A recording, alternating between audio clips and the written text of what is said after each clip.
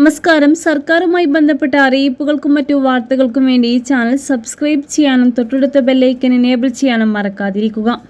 Uma Thomas MLAക്ക് മാരക പരിക്കേൽക്കാനിടയായ കലൂരിലെ നൃത്ത പരിപാടിക്കിടെയുണ്ടായ അപകടക്കേസിൽ മുഖ്യ സംഘാടകർ പോലീസിന് മുന്നിൽ ഹാജരാക്കണമെന്ന് ഹൈക്കോടതി.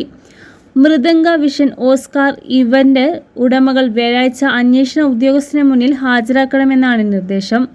പരിപാടിയിൽ വൻ സുരക്ഷാ വീഴ്ചയുണ്ടായതാണ് പോലീസ്, ഫയർഫോഴ്സ്, പൊതുമരാമത്ത് വകുപ്പ് എന്നീ വിഭാഗങ്ങളുടെ സംയുക്ത റിപ്പോർട്ട്.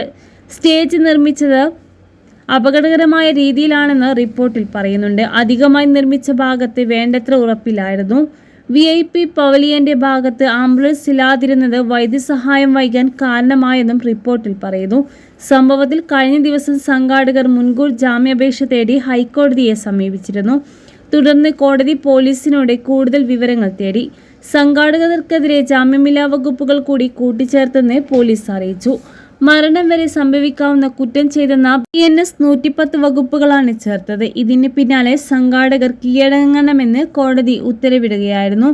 സുരക്ഷാ വീഴ്ച മൂലം ഉമാ തോമസ് MLAക്ക് മാരക പരിക്കേറ്റ സംഭവത്തിൽ FIR സംഘാടകർക്കെതിരെ നരഹത്യ കുറ്റത്തിലാണ് കേസ്. 3 പ്രതികളെ അറസ്റ്റ് ചെയ്ത് പാലാരിവട്ടം പോലീസ് കൂടുതൽ പേരെ ചോദ്യം ചെയ്തു വരികയാണ്.